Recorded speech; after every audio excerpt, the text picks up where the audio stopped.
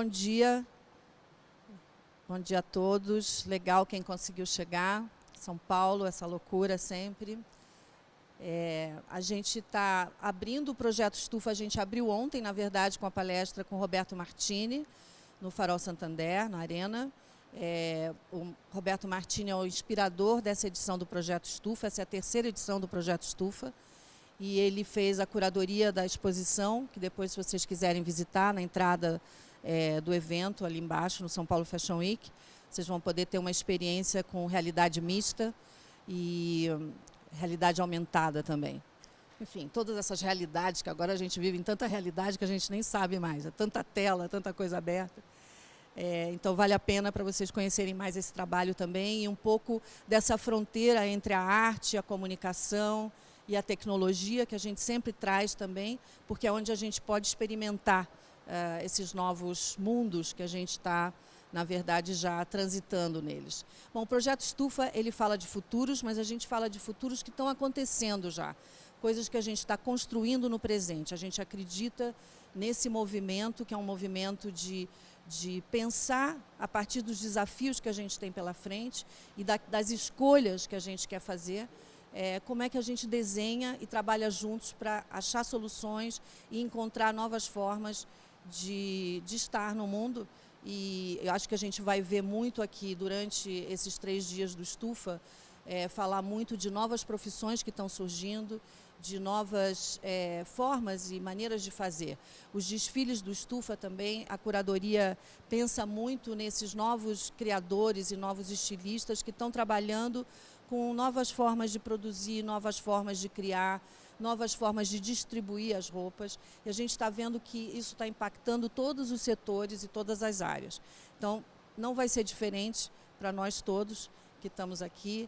Então, é a hora da gente se abrir para desaprender muita coisa, aprender coisas novas e se adaptar para esses futuros. Hoje a gente abre com a Lília Porto. A Lília, ela é fundadora e curadora de Futuro das Coisas, economista, tem contribuído para vislumbrar e acelerar os próximos passos para as indústrias conectadas com o futuro e também com uma sociedade mais justa e inclusiva. Ela trabalha para que pessoas, marcas e instituições atuem como protagonistas, mudando a realidade presente. Lília também é cofundadora da Joy Fab Lab, que faz parte da rede global de Fab Labs criadas pelo MIT. A Lília acredita num futuro otimista, ela tem uma visão otimista nessa construção, e a gente vai poder conhecer um pouco desse pensamento que está por trás do trabalho dela, que é super importante, que é reunir cabeças e pessoas, não só onde ela está fisicamente, mas no mundo inteiro, porque hoje a tecnologia nos permite isso, para a gente pensar juntos e a partir desses pensamentos, das ideias que estão vindo, a gente poder fazer novas parcerias e criar novas coisas. Então, esse otimismo a gente compartilha também, e como ela, a gente acredita que a imaginação e a criatividade vão ser essenciais para esses futuros que estão nascendo. Lília, por favor.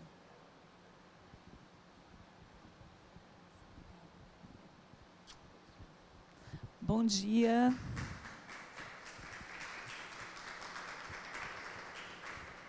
Bom dia, obrigada, Graça. Sejam bem-vindos. Bom, muito se tem falado sobre o futuro.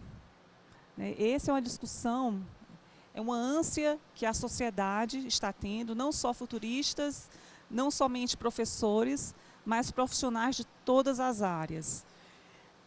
O futuro é uma caixa preta? Será?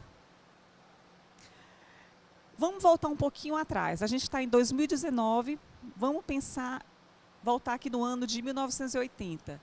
Eu era criancinha, tá? Eu tinha aí uns 7, 8 anos, e aí eu tinha 2 grandes medos quando eu pensava em futuro. O primeiro medo era o seguinte: ameaça de uma guerra nuclear. Vocês são muito jovens, talvez não tenham passado por esse medo, por esse receio. Eu nem sei por que eu tinha tanto pavor, né? Mas assim, a gente De certa forma, a gente não tinha internet na época, em 1980, mas a gente tinha o Jornal Nacional, a gente tinha os jornais impressos em papel. Então, passava para a gente esse temor.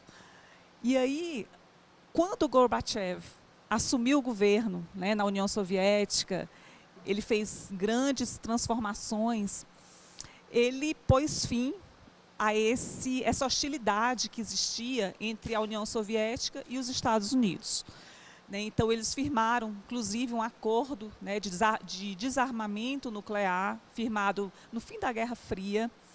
Isso, de certa forma, apaziguou toda essa ânsia que a gente tinha. Essa foto, inclusive, aqui foi tirada em 1986, foi um ano antes, né, deles assinarem esse acordo de desarmamento nuclear.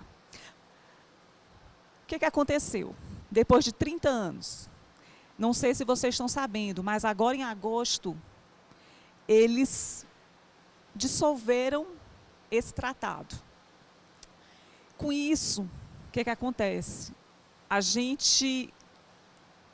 É latente isso, a gente está num perigo iminente de bombardeios, né, de emissão de ogivas e tudo. Isso pode ter um efeito devastador para a humanidade. Né? Inclusive, especialistas em segurança armamentista, em segurança nuclear, na Universidade de Princeton, fizeram uma simulação, tá, para a gente entender quais seriam os impactos caso houvesse uma guerra nuclear. E acontece o seguinte, eles chamaram isso de plano A. 95 milhões de pessoas seriam afetadas em pouquíssimas horas, em 3, 4 horas. 35 milhões de pessoas morreriam em poucas horas e 50 e tantas milhões de pessoas seriam fortemente feridas, prejudicadas. Isso tem um impacto tremendo. A mídia não está noticiando isso, mas isso vai ter um impacto. Esse temor, né, esse importante tratado que foi dissolvido agora há 2 meses atrás, isso tem uma questão importantíssima, né, de segurança para nós humanos, enquanto estamos vivendo aqui. Vai atingir o Brasil? Possivelmente. Eu não estou querendo começar aqui com um temor, mas era o temor que a gente tinha, que eu tinha quando criança, e que parece que foi ressuscitado, né, ressurgiu esse temor. Outro medo que eu tinha grande era com o fim do petróleo. Né, em 1979, teve a crise uma crise, um terceiro choque do Irã. O Reza Pahlavi lá foi destituído, desorganizou toda a questão da produção do petróleo, né, os preços subiram. E aí, o medo que a gente tinha no início da década de 80 era que o petróleo acabasse, o ouro negro, como eles chamavam. Né? Então, eu lembro que eu ouvia muito meus pais dizer, meu Deus, se o petróleo acabar, que vai ser da gente? Né? Porque assim, não existia energias renováveis. Né? Energias renováveis surgiram agora. Então, quando eu pensava em futuro, quando eu era criança, eu tinha essas 2 lembranças. Não eram lembranças positivas, eram temores. A gente não pensava em médio prazo, em longo prazo. O Brasil não falava disso, o Brasil não tinha visão de longo prazo. Só que pensar em futuro é uma questão inquietante desde os primórdios. Desde, por exemplo, o mundo antigo, né? A cultura greco-romana já tinha os seus templos, os seus oráculos, onde as sacerdotisas, elas, por intermédio, elas eram as receptoras das mensagens dos deuses para entender o que ia acontecer no futuro.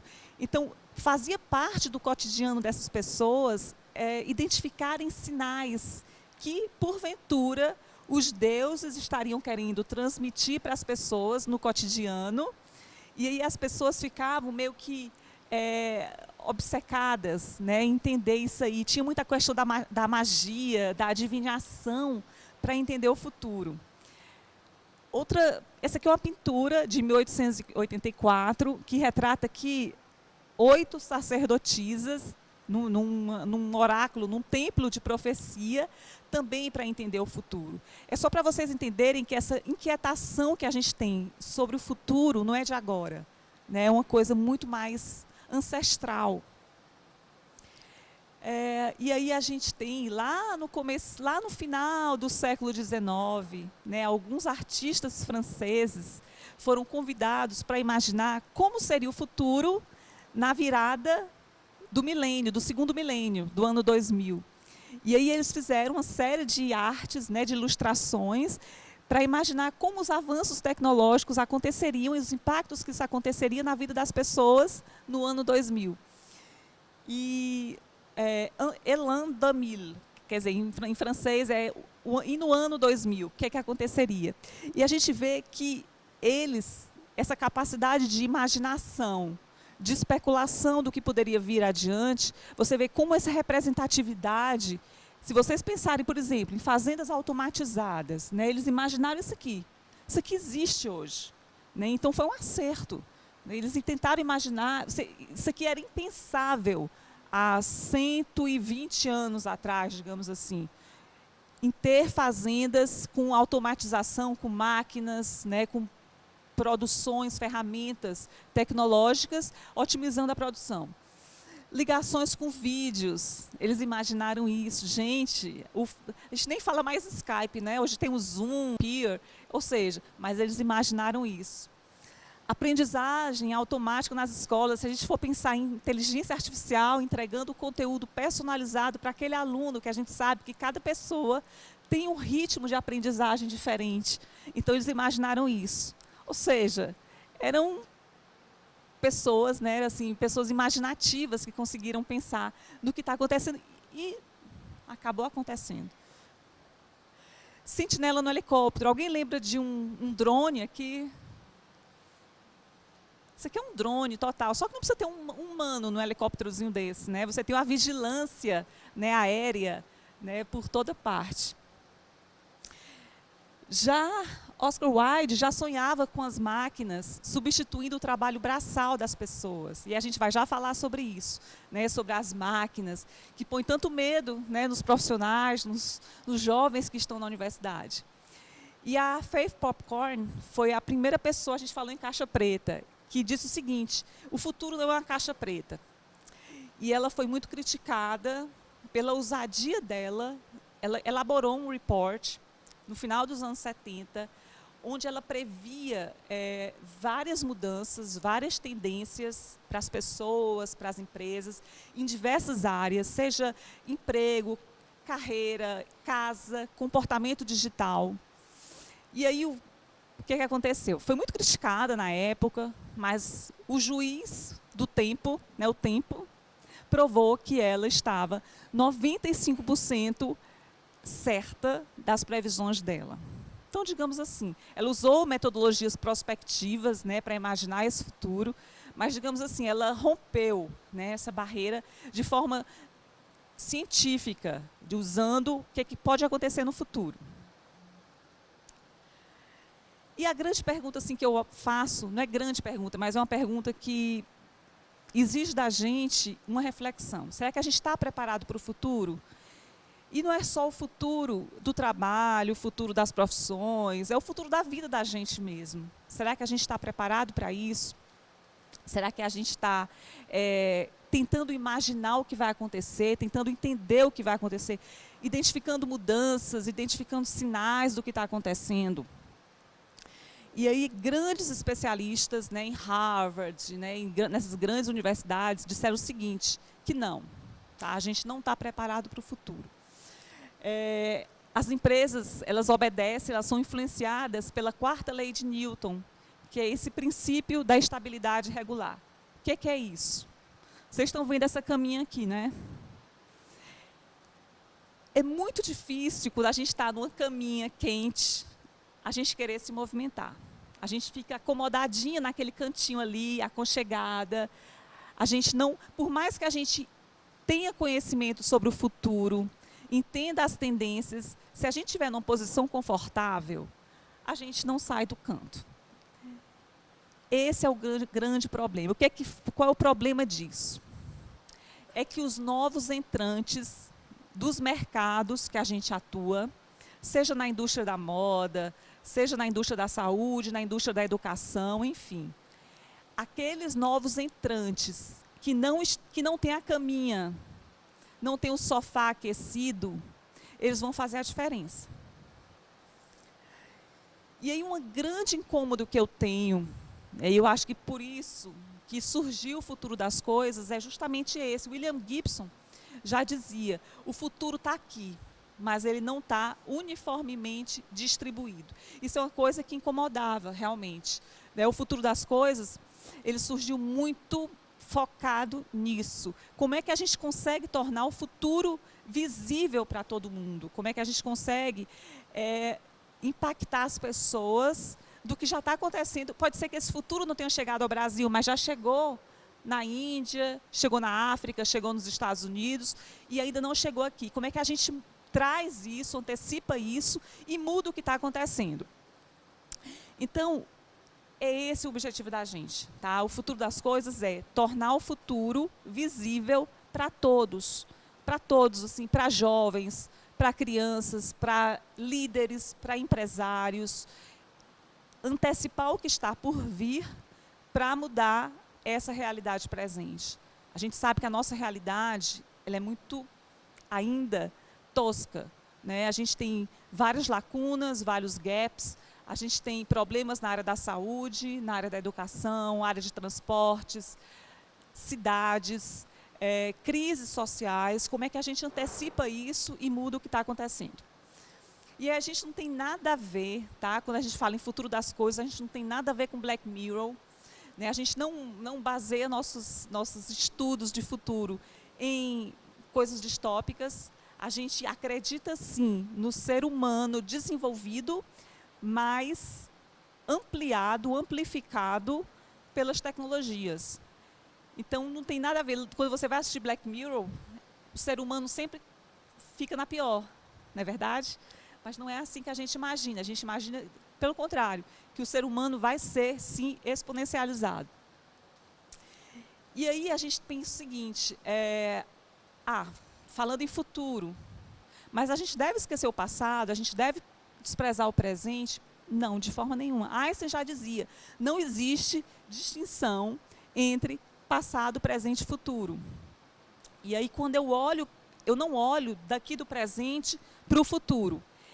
Eu prefiro olhar do futuro, eu me teletransporto para o futuro para olhar para o presente, para entender como aquele futuro pode influenciar o presente. Isso é um pouco complicado. Da mesma forma que o passado influencia o presente, a gente tem que entender o passado para resolver problemas do presente, mas a gente também tem que entender que o futuro ele realmente pode influenciar o presente. E aí tem uma coisa da mecânica quântica e tudo, tem toda uma ciência por trás disso.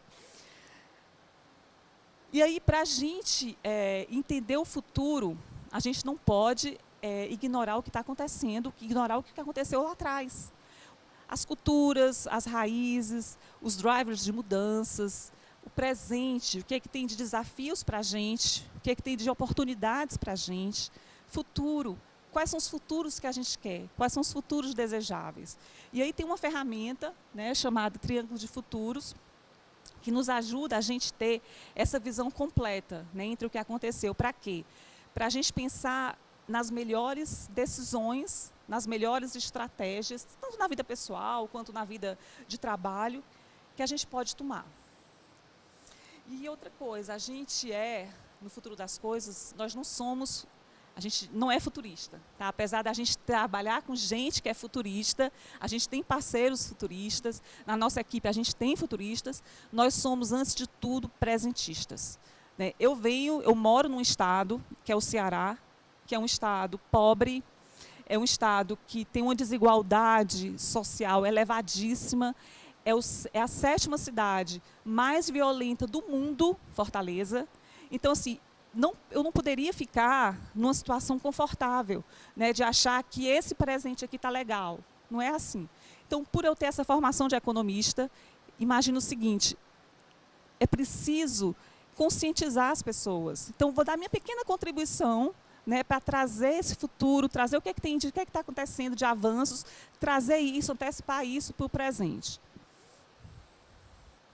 E por que a gente tem que imaginar o futuro? Por que a gente tem que fazer isso? Porque a gente tem que se incomodar com isso. Não é papel de futurista, pensar o que vai acontecer, pensar no futuro. Gente, Hoje, você entender o que pode acontecer, entender o que pode acontecer é uma habilidade cada vez mais desejada. Tanto faz se você é um empreendedor, se você tem uma loja, se você tem uma confecção, se você é dono de colégio. Entender o futuro é fundamental para as melhores tomadas de decisão. E esse futuro, ele está ali, tá? Ele já está acontecendo. Né? Assim, quanto menos você imagina, e ele não é o único futuro possível. A gente tem diversos desdobramentos que, de forma surpreendente, podem acontecer. Então, Jim Dayton dizia o seguinte, Jim Dayton é um futurista havaiano, ele diz o seguinte, ele é vivo ainda, que não há apenas um futuro, né, a ser previsto. Existem muitos futuros alternativos a serem antecipados e pré-experimentados em algum nível. Como é que a gente pré-experimenta isso?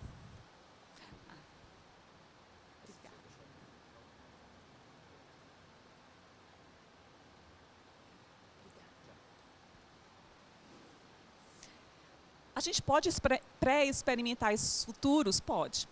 A gente pode fazer isso. Né? A gente tem feito isso também, junto com alguns parceiros, de você imaginar como vai ser daqui a 3 anos, 5 anos, 10 anos, antecipar isso, entender esse contexto, se colocar naquele mundo futuro, e aí você sai contextualizado para impactar o que está acontecendo hoje.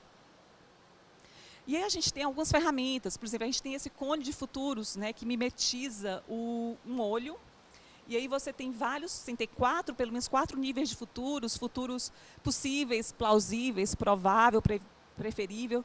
Quem é que já viu aqui esse cone? Alguém de vocês já viu? Não? Tá. O futuro possível é aquele que pode acontecer, tá? Pode acontecer, a gente não sabe se vai. O plausível é aquele futuro que poderia acontecer, tá? E aí, por exemplo, pode acontecer do mundo ficar robotizado? Pode. O mundo pode ser automatizado, né? Isso é uma possibilidade, é um futuro bem plausível. Provável, né? É muito provável que aconteça. Por exemplo, eu até coloquei um exemplo aqui, movimentos de massa. A gente está vivendo aí mudanças climáticas. Então, a gente sabe que isso está afetando alguns deslocamentos de pessoas. Então, é muito provável que haja pessoas que vão sair de suas cidades, vão sair de seus países, para irem para outros locais, e aí vai ter uma série de desdobramentos positivos e negativos, né, de você enfrentar desemprego, enfrentar uma adaptação a outra cultura local, mas é muito provável que aconteça e já está acontecendo. E o futuro preferível, que é o futuro desejável, que é aquele futuro que a gente quer, que a gente busca. E aí não é um futuro, meu futuro preferível, ele pode ser muito diferente do futuro preferível, do futuro desejável de cada um de vocês. Cada pessoa tem o seu futuro desejável. E aí, para que tanta simulação, para que tanto estudo, para que tanta coisa? Gente, é o seguinte, Stuart Kennedy já diz, né, ele é um futurista norte-americano, e ele fala o seguinte, que é melhor ser surpreendido pela simulação do que estar cego pela realidade. Então, é para isso que os futuristas, né, os estudiosos, eles projetam o futuro. Aquele exemplo que eu dei da Universidade de Princeton, em que ele simula o plano A, né, que simula se houver uma ameaça, se houver realmente uma invasão, né, uma guerra nuclear, que vai atingir 95 milhões de pessoas. É um vídeo que tem no YouTube, tá? Eu acho que esse vídeo deve ter um mês, mais ou menos um mês de publicado. É um vídeo de 4 minutos e eles fazem várias simulações, começa atingindo 3 milhões de pessoas até chegar a 91 milhões de pessoas. Para que isso? Para sensibilizar as pessoas, para sensibilizar os governantes. A gente está falando aqui de 2 superpotências, União Soviética e Estados Unidos, que podem decidir o futuro de todos nós aqui, de toda a nossa humanidade aqui. Ou seja, basta eles... Hoje, se a gente pensar assim, só tem um tratado hoje que protege a gente em algum nível de desarmamento nuclear. Esse tratado está lá, mas o outro, em agosto, foi desfeito. Isso pode atingir a gente.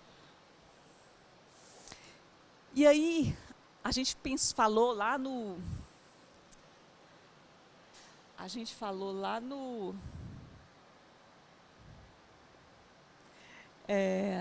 tinha uma animação aqui, que os antigos ficavam buscando entender quais eram os sinais que os deuses lá da Grécia Antiga queriam passar para os seres humanos, né? Quais eram os sinais que eles ficavam tentando mapear no cotidiano, e aí era cheio de crenças, e a gente não pode julgar, porque, apesar disso, até hoje perduram essas crenças, né? Se você pensar em algumas culturas, até hoje perduram essas crenças. Então, quais são os sinais hoje? A gente não está mapeando os sinais dos deuses, mas a gente está mapeando os sinais fracos. O que são os sinais fracos? Os sinais fracos são eventos que acontecem hoje no presente, que podem ter um grande impacto no futuro. E aí eu trouxe alguns exemplos. Aqui é uma simulação da Rito. A Rito é uma parceira da gente. Ela mostra o seguinte: o sinal é um evento que aparece num cantinho ali. De repente pode aparecer aqui em vários...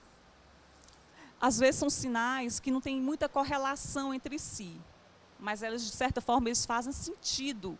Quando a gente junta aqui num painel, elas têm correlação.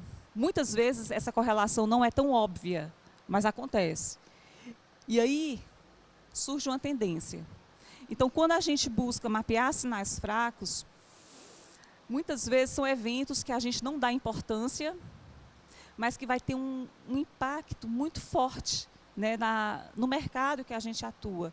Então, quais são os sinais fracos? Por exemplo, da indústria da moda, né, da indústria da educação, da indústria da saúde. E aí, quando a gente fala em sinais, a gente tem que pensar o seguinte: isso aqui é uma ferramenta chamada 3 Horizontes. É uma ferramenta importante para a gente pensar em cenários futuros, que ela mostra o seguinte: isso aqui, esse H1, essa curva vermelha, é o que está acontecendo, né? O que já existe hoje, é um negócio que está estabelecido. Quais são os negócios hoje que estão estabelecidos? Alguns futuristas chamam essa curva aqui, H1, de mundo em crise, porque se a gente não sair desse canto aqui, lá nesse gráfico, lá na questão do tempo, isso aqui, essa inovação que hoje que foi estabelecida, que está lá em cima, né, de dominância, questão de tempo, ela vai minguar. E aí aqui entra os sinais fracos. Os sinais fracos é o quê? É você ficar atento ao que está acontecendo, quais são os eventos. E aí existem, se vocês pesquisarem, estudarem, existem formas de vocês entenderem os sinais fracos nas indústrias, nos mercados que vocês estão se formando, estudando na universidade, estudando em ou se já estão formados. Existe como saber, como tentar mapear. O Twitter, por exemplo. O Twitter é uma rede social que eu gosto demais, né? É lá que eu consigo realmente entender o que é que está acontecendo. Eu nem participo muito do Twitter, né? Mas assim, eu sei que lá, se tiver alguma novidade, vai ser a primeira rede que vai estar lá notificando. Então, os sinais fracos são uma amostra do que pode acontecer, tá, de disruptivo, né, ao longo do tempo. Você veja aqui, ó, o sinal fraco ele tende a crescer. E aí a gente tem o H2, que a gente diz que é o presente, né, que é a inovação disruptiva. Ou seja, é um espaço que as empresas têm, que os profissionais têm, para trazer alguma mudança, trazer alguma diferença. E aí, se a gente for quebrar isso aqui em 3 momentos, a gente tem aqui o passado, esse presente aqui e o futuro. Isso aqui, a convergência dessas curvas, a gente chama de ponto de disrupção. Então, os sinais... Por que eu estou mostrando esse gráfico aqui? É para vocês entenderem que mapear sinais fracos hoje é importantíssimo para qualquer indústria, qualquer mercado que vocês atuem ou que vão atuar, se vocês estiverem fazendo a universidade, faculdade.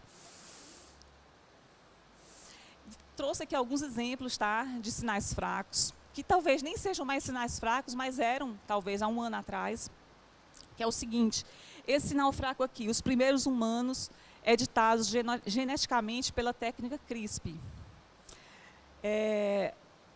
Logo que essas gêmeas nasceram, viram que essas gêmeas elas tinham imunidade contra o vírus do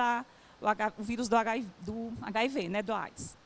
Só que elas nasceram em novembro de 2018. Em fevereiro de 2019, foi descoberto que elas tinham uma capacidade de aprendizado intelectual mais forte do que nós, seres humanos. Agora, imaginem, quem é que está aqui fazendo universidade ainda? Quem está Tá.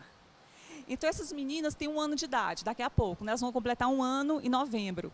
Imagine elas, daqui a 17 anos, se elas estivessem juntas com vocês na sala da universidade.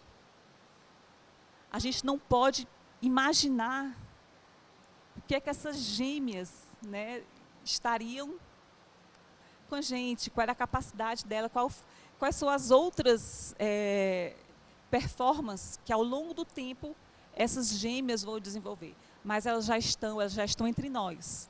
Então a gente tem que imaginar o seguinte, que os nossos filhos, nascidos normalmente, né, de forma convencional, vão estar juntos desses seres superpoderosos, né, que foram modificados geneticamente e vão estar convivendo lado a lado. Se eles vão cooperar entre si, se eles vão competir entre si, que eu acho muito difícil que isso aconteça, competição, eu acho que vai haver aí uma colaboração mútua. Talvez eu esteja sendo otimista, mas pelo que eu entendo, pelo que eu convivo com jovens, eu vejo que cada vez mais os jovens, eles são realmente colaborativos, eles não têm essa coisa da competição, da concorrência, eles são generosos. Eu acredito que vai mudar muita coisa. Outro sinal, em julho desse ano, o Facebook divulgou a sua primeira moeda, né, a Libra. Fez um conglomerado aí de PayPal, Uber, Mercado Pago, Spotify, eBay. Qual é o impacto que isso tem para as indústrias? Qual é o impacto que tem isso? Por exemplo, eu vejo muito fortemente o impacto disso na indústria da educação, na indústria financeira. Eles vão permitir, o Bitcoin, por exemplo, não permite que você compre, faça compras online. Já vai permitir aqui. A Libra já vai permitir que no ambiente online você faça compras no comércio eletrônico e tudo mais. Isso tem um impacto incrível, né? Se você for juntar aí outras tecnologias como blockchain, e aí de financiamento coletivo, financiamento para universitários, isso tem um impacto tremendo. Será que isso vai provocar algum tipo de disrupção, de dano nessas indústrias de fintechs, de financeiras, de educação, enfim, indústria da moda? Será que isso vai causar algum tipo de impacto? Para o bem ou para o mal, tá, gente? Mas pode causar.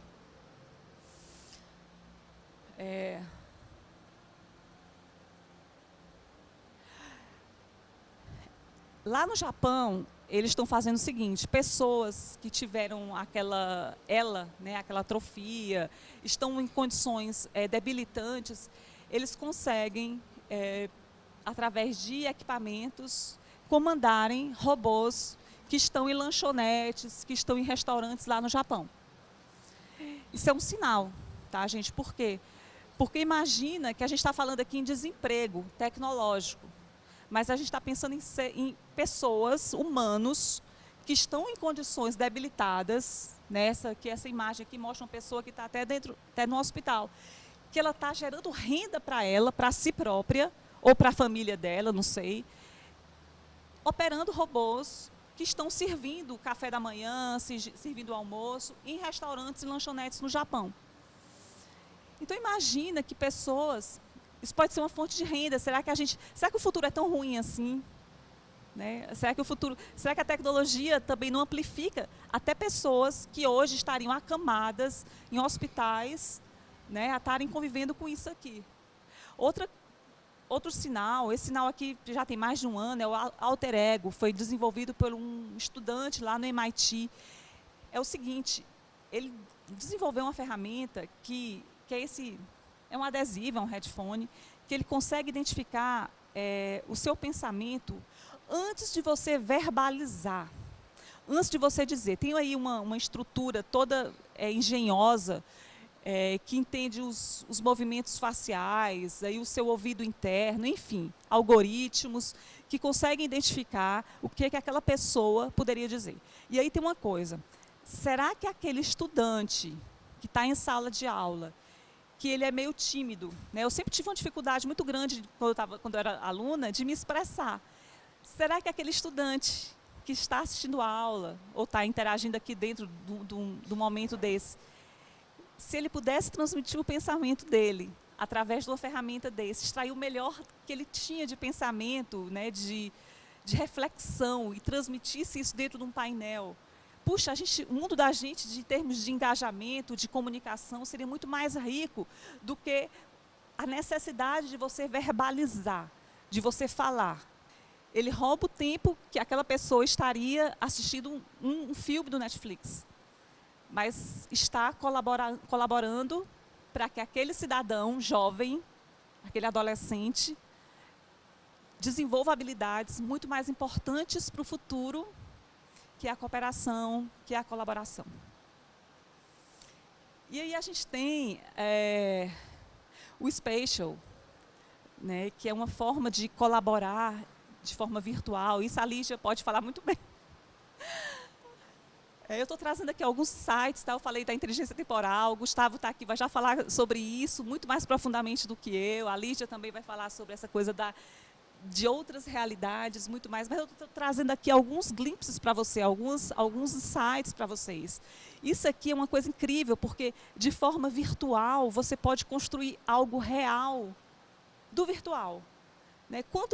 Por exemplo, eu com o Gustavo, a gente já fez projetos, o Gustavo lá em Amsterdã, eu em Fortaleza, e a gente construiu algo real. Mesma coisa com a Lígia. Então, assim, se você pensar que você pode colaborar virtualmente, isso é uma habilidade importantíssima para o futuro, a capacidade, primeiro, a inteligência transcultural. Né? Você entender que existem culturas, que nenhuma cultura é certa ou errada. Né? Você entender as crenças, mas também entender o seguinte, entender que é importante você usar essas ferramentas hoje para você construir. Você não precisa estar presencialmente em algum canto para fazer algo. Você pode reunir equipes virtuais, você ter encontros remotos e construir algo. E aí a gente vai e aí eu vou ser muito breve, porque eu acho que vocês já estão, de certa forma, um pouco cansados de ouvir falar nisso, mas é um mundo VUCA. Né? E como é que a gente se prepara, como é que a gente pode se preparar para pensar em futuro nesse mundo VUCA, que é tudo tão volátil, tudo tão incerto. E aí, uma coisa é o seguinte, a velocidade é tão grande que, às vezes, quando eu imagino o futuro, quando eu especulo o futuro, ele já aconteceu, já mudou, já não é mais aquilo que eu tinha mapeado. E é isso, a gente tem que pensar que essas 4 letrinhas, né, de volatilidade, de incerteza, de complexidade, de ambivalência, ela está presente no mundo, norteia muito, tudo muito volátil, muito veloz. A gente tem que acompanhar o ritmo dessas mudanças de forma vertiginosa. O que está acontecendo? Quais são as habilidades que a gente precisa desenvolver para estar nesse mundo e, ao mesmo tempo, tentando imaginar o que vai acontecer no futuro, que vai impactar o meu presente. Significa estar suscetível, né, de mudar rapidamente, de forma imprevisível. É como eu falei lá atrás, existem muitos desdobramentos de futuros que podem tomar corpo de forma surpreendentemente rápida, futuros que a gente nem imaginava, futuros que a gente poderia pensar que eram prováveis e acabaram, ou plausíveis, que acabaram se tornaram factíveis, reais. A incerteza. Hoje a gente vive num mundo incerto. A gente nunca teve um mundo tão incerto como que a gente vive hoje. Né? Hoje a gente tem aí, não tem mais homem e mulher, a gente tem 54 tipos de gêneros, né, para a gente definir, são 50 tons de cinza. Então, tudo muito incerto. A minha certeza é a minha certeza, é a verdadeira? Não. Eu tenho vários pontos de vistas, e aí esse futuro vai exigir da gente o quê? Entender que cada pessoa tem o seu entendimento, a sua realidade, a sua projeção de futuro, e eu tenho que considerar aquela visão. Uma coisa que me incomoda muito, muito, é a visão singular. É uma pessoa dizer a sua verdade, claro que eu tenho que ouvir a verdade dela, mas assim, é importante entender o que é que cada pessoa, o máximo possível de pessoas, pensam a respeito de determinado assunto. Tanto é que quando a gente recebe, por exemplo, de um colaborador, né, um texto para falar de uma visão, o futuro da arquitetura, por exemplo, e traz uma visão dela, a visão de autora, eu digo assim, gente, o que as outras referências estão pensando sobre esse assunto? Eu quero visões contrárias, eu quero visões de pessoas que estão pensando diferente do que você está imaginando, para enriquecer esse debate. Tá? Por isso é que a gente visões plurais sempre. E a gente tem, nesse mundo de incerteza, claro, a incapacidade de saber tudo. E aí a gente tem interações não lineares, coisa que não acontecia no passado, hoje a gente tem. E dentro desse ambiente complexo é que o futuro vai emergir. Sistemas complexos, né? Quando a gente pensa em sistemas complexos, a gente sabe que se eu estou numa situação, eu posso mudar rapidamente para outro contexto. Tá? Isso de forma muito rápida. Como é que nós, profissionais, a gente consegue se adaptar, né, ter agilidade para adaptar-se a esse futuro? Muitas vezes, a gente evita a complexidade, porque é muito desconfortável você entender essa complexidade. Ambiguidade é você entender que... Gente, estou passando muito rápido aqui, a velocidade. Só um instante.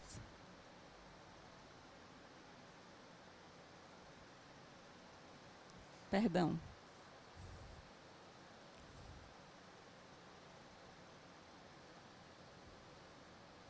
Bom, e as escolas?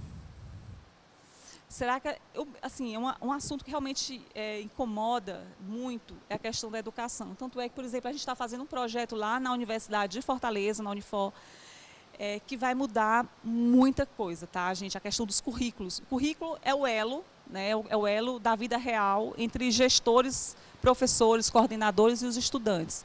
Então, será que as escolas elas estão preparadas para o futuro? Não, não estão.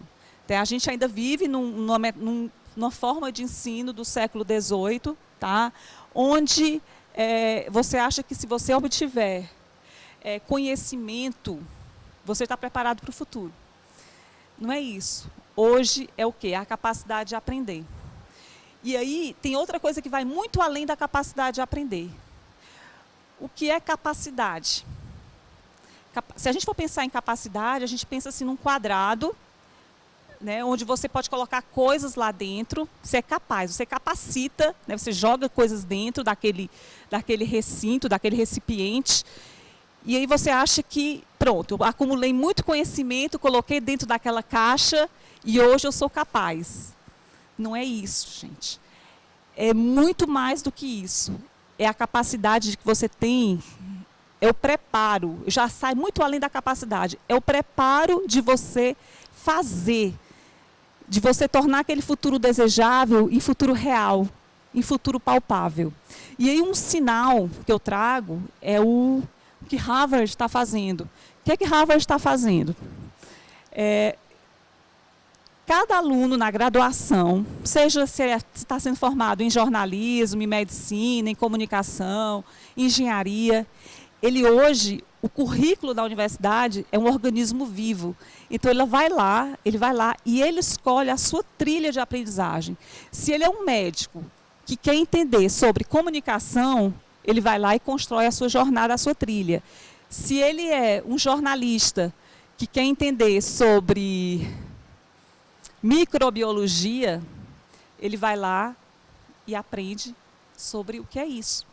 Ele constrói as suas trilhas. E aí, visualmente, se vocês puderem depois entrar, é muito interessante a visão gráfica de como ocorre esse currículo vivo das pessoas. Isso muda completamente.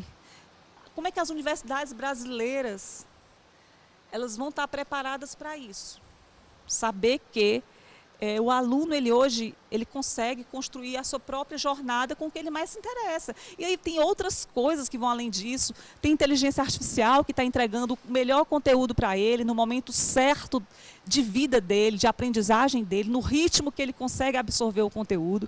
Então, é um outro contexto, é uma outra realidade muito diferente do que a gente vive aqui no Brasil. Esse sinal aqui, ele vai impactar muito, tá? A forma como as pessoas estão sendo educadas. E o futuro é isso, é para quem tem realmente a capacidade de aprender. E muito mais do que a capacidade de aprender, a capacidade de fazer. E a gente está preparado para o trabalho do futuro? Isso é um questionamento que a gente vem trazendo. E aí a Harry diz o seguinte, que a gente realmente corre o risco de se tornarmos uma massa inútil. Não é isso que a gente quer. Não é isso que ninguém quer. A gente não quer nos tornarmos inúteis. Né? Então, aí a gente tem alguns drivers de mudanças, aí, algumas tendências que acontecem. Por exemplo, a questão da longevidade, repensando a aposentadoria, né? Mudanças aí políticas de governo, vai nos obrigar a ficar mais tempo trabalhando. Bom ou ruim, depende do contexto de cada pessoa, mas a realidade que a gente vai viver é o seguinte. No Brasil, a partir de 2039... Ou seja, daqui a 20 anos, a gente vai ter mais pessoas idosas do que crianças no Brasil. Até 2060, 1 em cada 4 brasileiros terá acima de 65 anos de idade. Como é que as indústrias, como é que as empresas estão preparadas para esse movimento, para essa transformação da mão de obra? Você vai ter empresas aí convivendo com 5 gerações. Geração aí de que acabou de sair da universidade, estagiário, né, nos seus 18 anos, 19. Vai ter gente de 70, 75 anos. Por exemplo, esse estudo aqui da Deloitte mostra que ele fez um estudo comparativo de 1994, ou seja, 25 anos atrás, até 2024. E mostra o seguinte, que o crescimento de pessoas de 55 a 64, 65 a 74 e acima de 75 anos, se a gente comparar 94 com 2024, é esse o percentual de crescimento. Pessoas acima de 75 anos vão crescer 94% de participação no mercado de trabalho até 2024, em comparação com 1994. Então, vocês jovens, estão preparados para lidar com pessoas mais velhas, interagindo com vocês? Vai ser uma troca rica, sem dúvida, vai ser uma troca riquíssima, porque essas pessoas, elas têm uma bagagem de vida, elas têm outras experiências, outras habilidades que vocês não têm. Ao mesmo tempo que vocês têm outras habilidades que eles não vivenciaram. Então, olha a riqueza, olha o caldeirão de ideias, de criatividade, de colaboração que vocês vão ter daqui para frente, convivendo com pessoas mais velhas. Aqui não tem, eu vejo que a audiência, a plateia toda é formada de 20 e poucos anos, né? Então, assim, são muito jovens. Mas é essa a realidade que espera por vocês no mercado de trabalho. E aí outra coisa que a gente também está vivendo já, né, que é a economia gig. Economia gig nada mais é que a economia do bico. Né, aqueles trabalhos que eu posso fazer. Eu posso estar trabalhando, eu posso ser uma empregada de uma empresa, mas ao mesmo tempo eu posso estar participando do meu momento, nas minhas horas extras, à noite, quando eu chego em casa. Eu posso estar desenvolvendo um projeto paralelo. E aí eu vou ter a oportunidade de estar atuando junto com pessoas muito diferentes de mim, mas que são complementares. E aí, essas equipes, elas se tornam de forma muito episódica. Né? Eu vou chegar, vou me reunir com aquele grupo, muitas vezes são grupos remotos, grupos que se encontram virtualmente para desenvolver um determinado projeto. Então, essas equipes, elas se reúnem e traçam um objetivo, pronto, terminou, entregou o projeto, a equipe se dissolve. Ou profissionais autônomos, né, que sozinhos desenvolvem um projeto para uma empresa que pode ser aqui numa cidade vizinha, pode ser na Espanha, em Londres, enfim. Isso é a realidade que a gente tem. E aí a gente pode pensar o seguinte, a Lígia vai falar muito sobre isso, ela fala muito sobre isso, que é o seguinte, menos cargos e mais jobs. A gente não está tão preocupado com cargo, eu sou diretor de inovação. Não, eu estou preocupado com o seguinte, em tarefas, em que é que eu posso fazer, o que é que eu posso executar, o que é que eu posso fazer junto com aquela equipe ali, que eu posso contribuir com o meu know-how, com o meu conhecimento e trazer soluções que aquelas equipes sozinhas não poderiam sem mim. Né? Então, eu tenho que pensar dessa forma também, e o que eu posso aprender com aquelas pessoas também. Né? O que é que eu posso enriquecer dessa convivência. Não vou ter só um empregador, eu vou ter diversos contratantes, diversos empregadores. Eu não chamo nem empregador, você não pode ter diversos empregadores pela CLT, mas você pode ter diversas empresas contratantes. Tem críticos a respeito da economia gig. Pessoas vai precarizar o trabalho. Pode ser que precarize, mas é o que está acontecendo, é a realidade, a gente não tem como fugir disso. E aí, muitos têm falado, eu não poderia deixar de trazer a questão da automação, da inteligência artificial, da robotização nos trabalhos, vai tomar os empregos das pessoas. Gente, será que isso não está tendo uma overdose de pessimismo? Porque é o seguinte, o Fórum Econômico Mundial ele fez uma projeção. Vão ser, até 2025, 75 milhões de empregos vão ser extintos. Tá? Mas a previsão é que 133 milhões de novos empregos surjam com a automatização, com a robotização, com essa economia criativa e tudo mais. Então, a gente tem um superávit aí de 58 milhões de empregos. Então, a situação não é tão crítica quanto imagine. E outra coisa, as máquinas e os robôs e a inteligência artificial, ela não vai tomar os empregos das pessoas. Ela vai substituir algumas tarefas. Pode ser 30%, pode ser 20%. Agora, claro, tarefas extremamente braçais, né, que não exigem o intelecto, não exigem a capacidade cognitiva, claro que elas vão ser realmente substituídas. O que a gente tem buscado dentro do futuro das coisas? É ter um olhar empático em relação à tecnologia. A gente chama isso de... Eu até trouxe aqui umas máquinas dançando, como se estivessem dançando, e um casal aqui dançando, né? Primeiramente dançando, e aqui dançando com a máquina, né? Como se fosse um pas de deux. Quem fez dança, quem fez balé, jazz, sabe o que é isso. Mas é uma dança, é um par, é um casal dançando. E é isso que a gente imagina, é o ser humano amplificado com a utilização das tecnologias. A gente não entende que vai ser... o ser humano vai levar a pior. A gente não entende assim, a gente entende o seguinte, vai haver desemprego? Vai. Novos empregos vão surgir, novos desafios vão surgir, novos trabalhos que a gente menos imagina vão surgir, né? Talvez algumas coisas que estejam sob o mesmo guarda-chuva se desloquem para uma função mais especializada.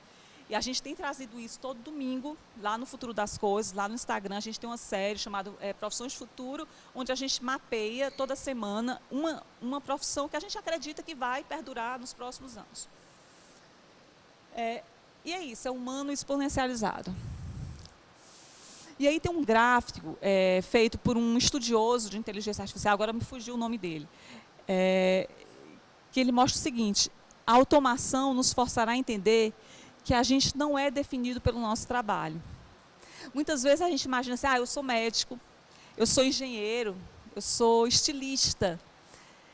Gente, quando a gente pensa que o mais importante vai ser o compassion, né, a capacidade de você ter empatia com as pessoas, entender os problemas das pessoas, isso primeiramente a gente vai passar por uma crise existencial aí, de achar que o nosso trabalho vai acabar e que tudo mais vai acontecer. Mas assim, a gente tem que entender o seguinte, que o humano, quanto mais humanidade, quanto mais o componente humano estiver presente dentro daquela profissão que a gente escolheu, mais a gente vai estar imune a esses problemas. Soft Economy, a gente vai para a economia do coração, eu trouxe esse aqui é um slide da Lígia, a gente vai para a economia do coração, aquela frase que a gente ouvia dos nossos pais, não existe almoço grátis. Existe sim almoço grátis. Existem pessoas que são generosas, que querem colaborar. A gente hoje vive num teto de vidro. Empresas que hoje estão focadas apenas em lucro, elas vão atrair pessoas, colaboradores apenas focados em lucro, né? E vai ter vida curta, vida média? A gente não sabe, mas provavelmente não vai ter vida longa, não são empresas do futuro. E aí não é mais lucro, é propósito. E quando você passa em propósito, você ainda avança mais o propósito, não é mais propósito, é legado. Né? Propósito é só um meio que eu tenho, mas eu quero deixar um legado para as pessoas. A economia da ganância para a economia da confiança. Né? As pessoas aí vão confiar mais. E tem tecnologias, o blockchain vem para isso, para ajudar a gente a confiar mais nas pessoas. E o que é que está emergindo? Né? Como é que a gente se torna uma sociedade melhor, né? Sem tantas crises?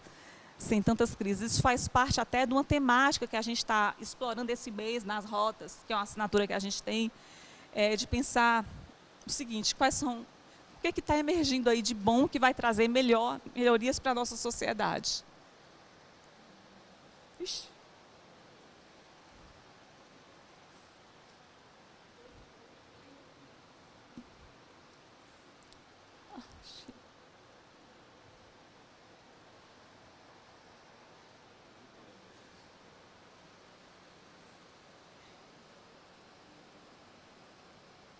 Gente, só um instante. Tá. Uma das coisas faz parte. Uma das coisas que a gente vê emergir cada vez mais é o direito das minorias. O que é minoria?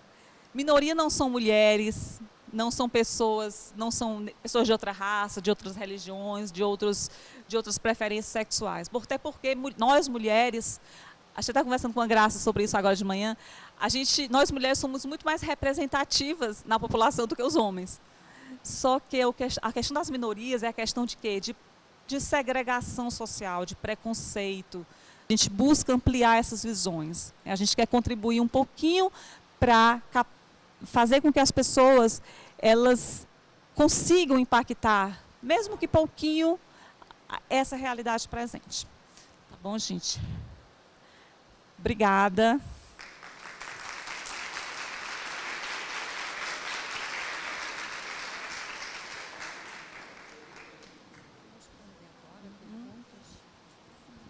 Vamos abrir para perguntas. Quem quiser conversar com a Lília, a partir de todas essas informações que ela trouxe.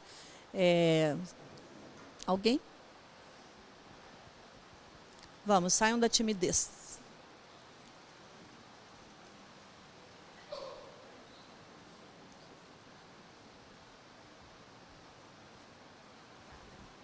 Bom dia, Lilian.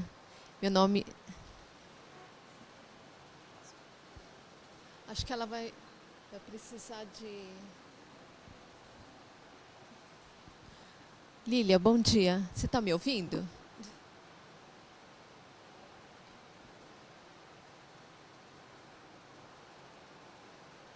Pronto.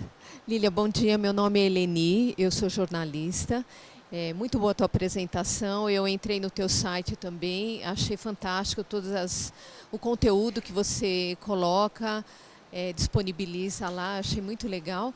Você fala muito sobre a tecnologia, a inovação e essa humanização também, né?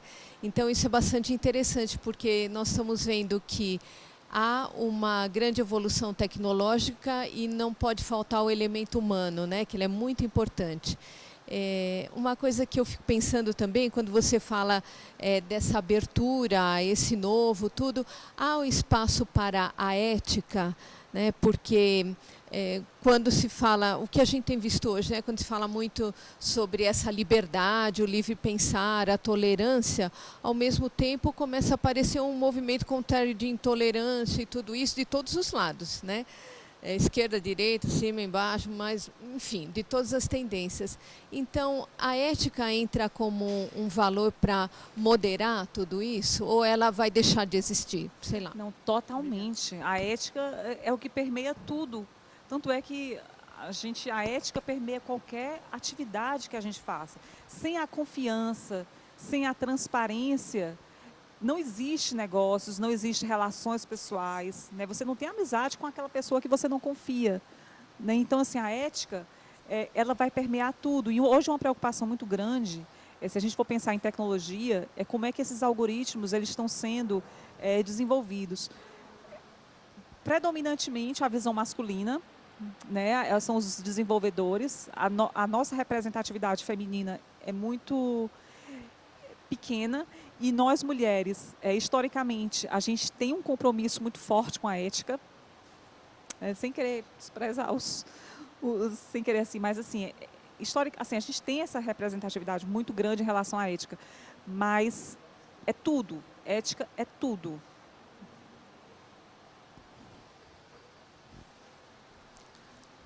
Alguém mais? Ninguém quer ser inteligente de manhã, é isso?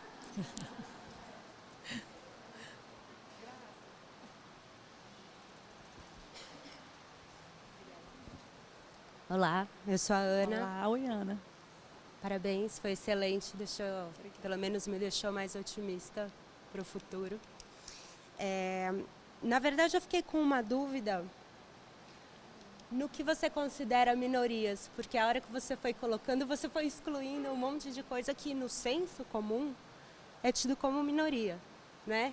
E que, na verdade, em termos de quantidade, né, eu entendi, mas dentro de tudo que você falou, o que você colocaria para a gente como uma minoria, os direitos dessas minorias? Quem são eles? Onde estão? Somos nós? Né?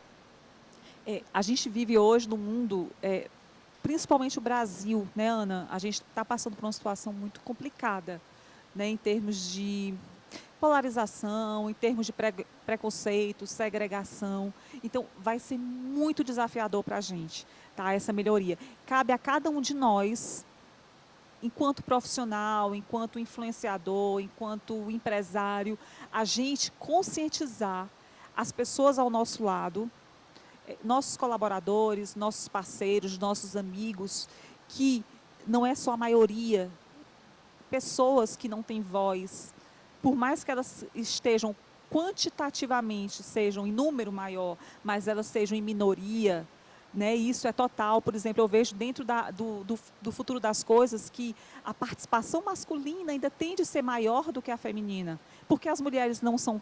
Talvez elas não saibam, isso vai ter oficinas aqui mais tarde, né, Graça, para você despertar isso aí. Então, se a gente fizesse nosso papel de conscientização, de despertar isso, para entender que cada pessoa, por menor grupo que ela seja, ela tem representatividade, ela tem justiça social, sim. A gente tem que buscar esse futuro. É um futuro que a gente está imaginando lá do futuro para o presente. Como é que a gente vai chegar a isso? Cabe a nós. A gente pensar no futuro desejável que a gente quer para o nosso país, e tentar, da nossa forma, contribuir para isso, conscientizar, conversar com as pessoas, buscar isso, porque essa segregação, Ana, tem causado muitos conflitos sociais, muitos desconfortos, crise econômica, crise social, política, tudo isso. Então, se a gente não tiver esse papel, fica do jeito que está. Ah, entendi. Então, no caso, assim, você incluiu as mulheres. Não foi em termos quantitativos, é de representatividade, né? Tá, obrigada.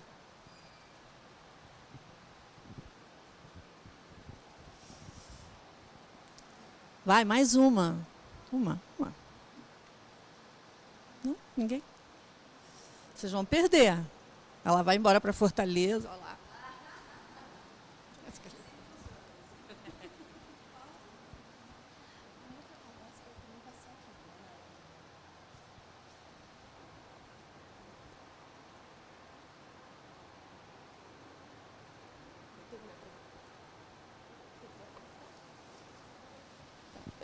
Bom dia, eu sou a Maria.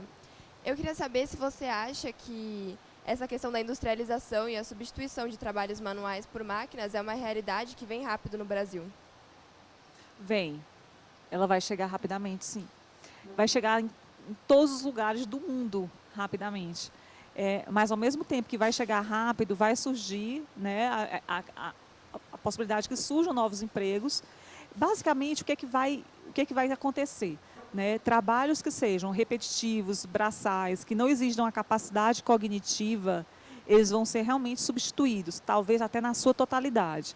Agora, por exemplo, um arquiteto, digamos, o arquiteto ele vai usar, né, ferramentas, softwares, outras formas de trabalhar, né, de você projetar, fazer um projeto, enfim.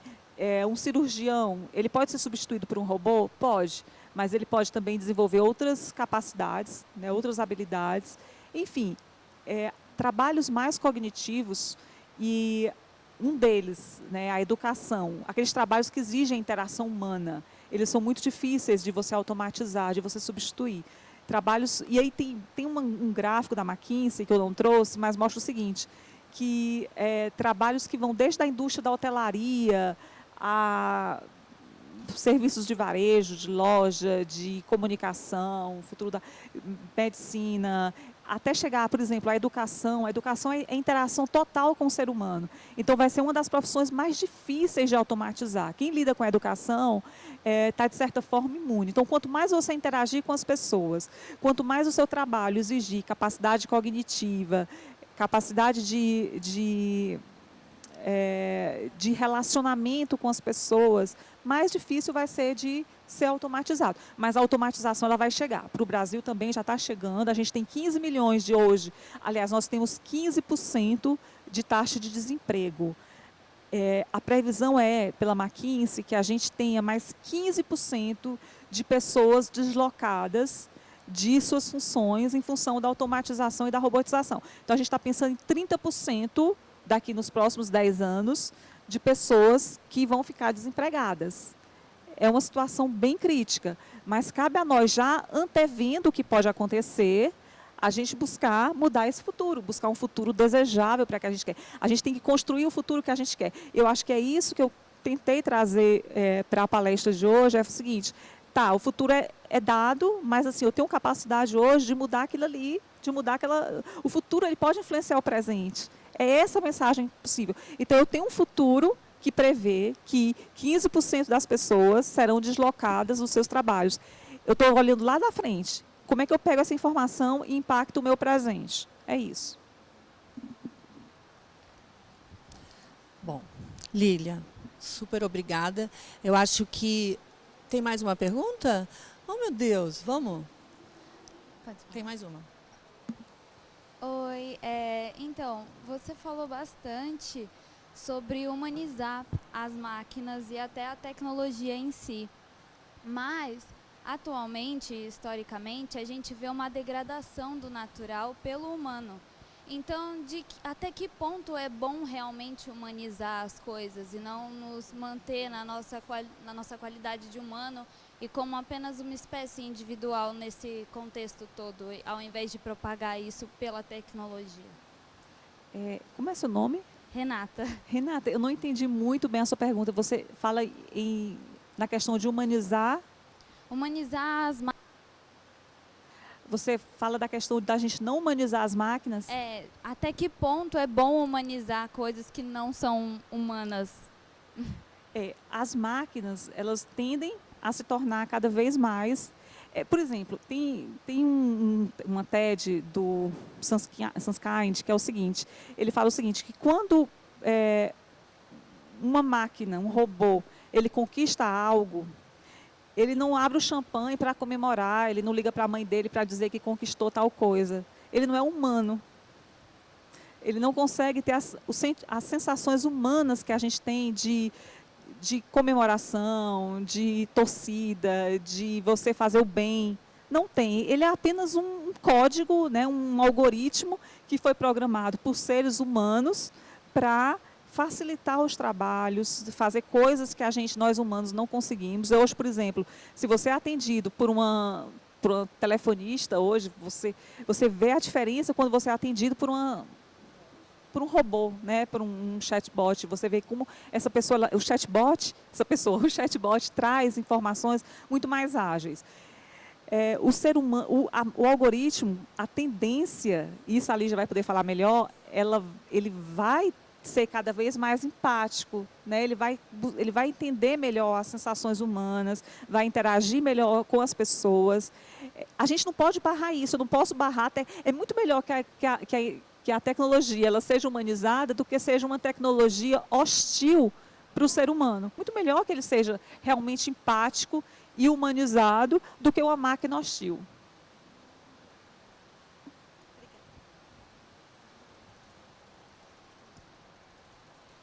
Ok? Lília, super obrigada. Aplausos aqui para a nossa presentista. Eu gostei muito que a Lília falou que ela não é futurista, ela é uma presentista, mas ela trouxe aqui vários insights de futuros possíveis, prováveis, desejáveis, para a gente ficar ligado e ver que transformações e que adaptações a gente pode fazer no nosso dia a dia, já pensando hoje em coisas que podem vir a acontecer e que talvez, se a gente não quer que elas aconteçam, o que a gente pode fazer para mudar isso já agora. A gente, quando pensou o São Paulo Fashion Week, essa edição da N48, a gente trouxe uma brincadeira com palavras. Não sei se vocês chegaram a ver nas redes sociais, acho que lá fora também. É uma brincadeira antiga, a gente quis trazer um contraponto entre o analógico e o digital, trazendo uma brincadeira que a gente tinha lá atrás, que era do caça-palavras, um pouco um joguinho, onde a gente podia transformar uma palavra em outras palavras.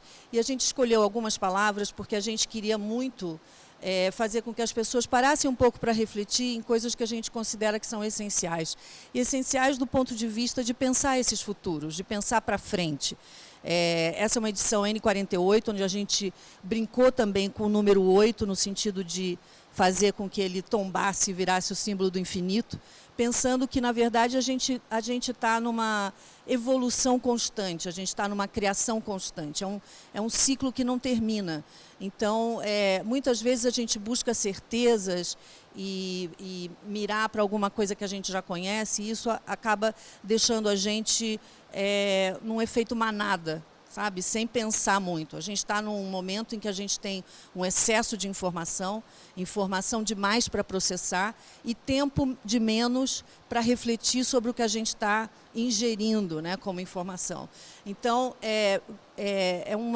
eu acho que um sinal que a gente pode ter, e uma das coisas de tendências até que a Lila trouxe, é a gente ter um pouco mais de calma, pensar nas coisas, refletir mais, trazer um pouco do nosso repertório também, porque, como a gente fala na exposição lá embaixo, que vocês vão ver, as realidades, na verdade, dependem da nossa perspectiva. E as perspectivas são individuais, porque elas dependem do repertório, do contexto, de onde a gente vem, do que a gente já viveu, do que a gente experienciou.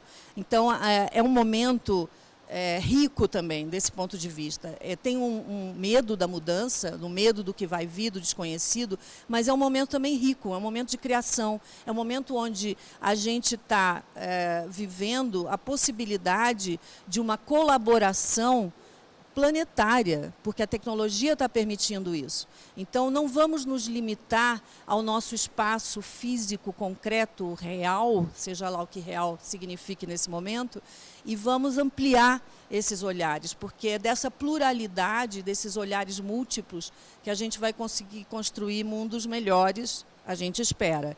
E acho que a pergunta que uma das meninas fez sobre a questão do humano, que está, de alguma forma, treinando essa tecnologia, esses robôs, etc. e tal, sim, tem uma possibilidade de ter um viés negativo nisso, de você usar o lado ruim da humanidade, porque a gente não é só bom, a gente é bom e ruim, a gente é a gente não é ou.